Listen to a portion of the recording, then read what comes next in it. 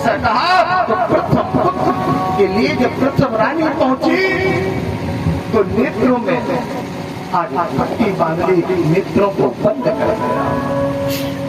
और इसी प्रथम रानी ने नेत्रों को बंद किया। वेद व्यास ने कहा एव वस्तु तथास्तु कल्याण वस्तु, पुत्र तो होगा लेकिन जन्मांध अंधा होगा। तुमने नेत्रों को बंद किया। दूसरी रानी पहुंची, दूसरी रानी ने आज मिट्टी का शरीर में लेप कर दिया। जब शरीर में मिट्टी का लेप करके जैसे दूसरी रानी पहुंची, नेत्रों को खोले हैं तो आज वेद व्यासी ने कहा जाओ एवं वस्तु तुम्हारे भी पुत्र होगा लेकिन क्षय रोग से पीड़ित होगा जो राजा पांडु। तीसरी रानी भगवान का भजन करते हुए पहुंच गई, जिससे काका पुत्र जी की उत्पत्ति हुई है। बोलो भक्त और भगवान। आज जैसे तीसरी रानी भगवान की भक्त बनकर के नृत्य करते हुए पहुंच गई, भगवान ने कह दिया वेद व्यासी ने जाओ तुम्हारे पुत्र होगा लेकिन भगवान का परम भक्त होगा। काका विदुर जी का वास होगा। आज धृतराष्ट्र को देखा कि ये तो जन्मांध अंधे हैं, तो आज पांडु को राजा बनाया। जब पांडु को राजा बनाया तो पांडु ने भी दो विवाह कर लिया। पहला विवाह बुआ कुंती से किया और दूसरा विवाह माधुरी से किया। जब पांडु ने दो विवाह किए तो माधुरी से विवाह करने के बाद माधुरी के साथ में थे तो भगवान की लीला हुई, प्राण निकल गए। गोविंदा नमो नमः हो गया, भगवान में विलीन हो गए।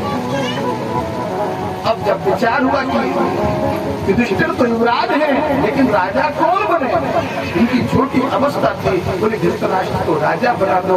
जब धृतराष्ट्र को राजा बनाया तो जो आंखों से अंधा है, आंखों का अंधा लोग मोतिया बिंद आंखों में छाया है।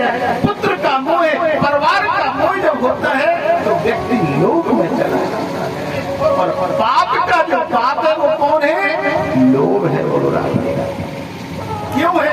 एक बात हम बता दें कि नगर तो विद्वानों का, हमारे तोमर साहब बैठे हैं, बड़े भक्त हैं भगवान राम जी को कहना है और ज्यादा लोगों से भी परिचय नहीं हो पाया है, हो जाएगा 7 दिन में।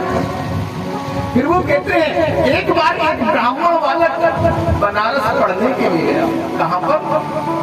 बनारस काशी में बाबा विश्वनाथ की नगरी में ब्राह्मण बालक ने ज्ञान प्राप्त किया, 4 वेदों को प्राप्त किया, 6 शास्त्रों का अध्ययन किया और पुराणों का अध्ययन किया।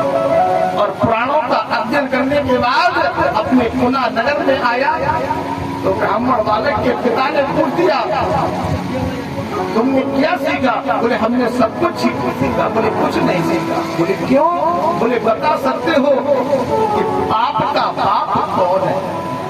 हम बता सकते हो। तुमने अपने गुरुओं से कभी पूछा कि जो पाप है उसका बाप कौन है?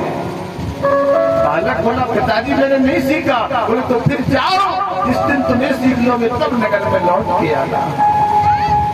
जब ऐसा कहा तो वो ब्राह्मण बालक अपनी शास्त्रों को लेकर के, पंचांग को लेकर के नगर से बाहर चला जा रहा है। रास्ते में एक लड़का बैठी हुई है।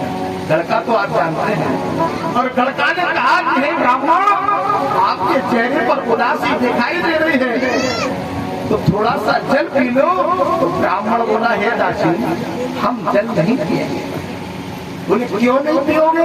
बोले आप लड़का है, आप वैश्य हैं, आपका जल नहीं पी सकते। तो लड़का ने कहा हे ब्राह्मण मेरा जल मत पियो, हम कुएं से जल निकाल के रख देंगे, आप अपने हाथ से उठा लेना, जल को पी लेना और साथ में हम आपको 100 का नोट देंगे। और जैसे ही वो 100 का नोट दिया तो ब्राह्मण ने कहा ठीक है। वैश्या ने कुएं से जल निकाला और रख दिया। ब्राह्मण ने 100 के नोट में 100 का जेब में डाला और वो जल पी लिया। वैश्या समझ गई इस बालक ने ज्ञान तो प्राप्त किया है लेकिन समाज ज्ञान नहीं। जब ऐसा कहा तो लड़का बोले हे ब्राह्मण अब तुम्हारी प्यास तो बुझ गई लेकिन तुम्हारे चेहरे में लग रहा है कि तुम्हें भूख भी लगी है, सुधा भी लगी है। जब ऐसा कहा तो वैश्या बोली हम सीधा सामान लेकर के आएंगे और हम सामने रख देंगे और 500 का नोट देंगे, आप अपने हाथ से बना लेना और खा लेना। ब्राह्मण बोला ठीक है। वैश्या गई, सीधा सामान लेकर के आई और ब्राह्मण को दिया और 500 का नोट दिया। ब्राह्मण ने फिर वो 500 का नोट जेब में डाला और वो सीधा सामान से भोजन बनाने लगे।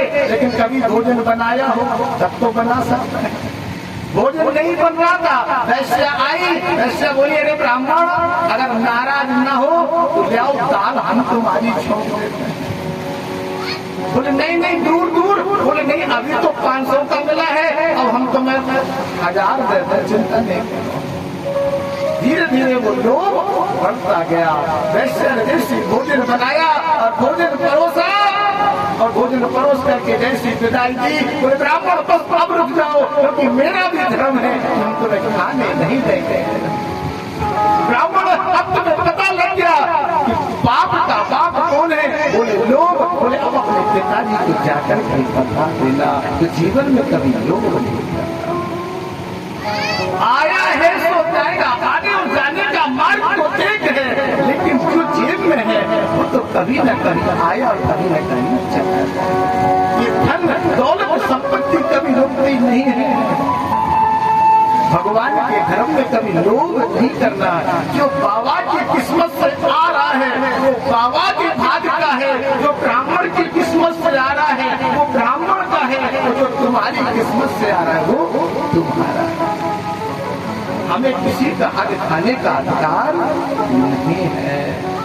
आज इस महल से मेरे प्रभु ने कहा अगर हम किसी का भी हक 1 रुपए भी ले लेंगे तो हमने जो संकल्प लिया दान करने का वो सब व्यर्थ हो जाएगा। बोलो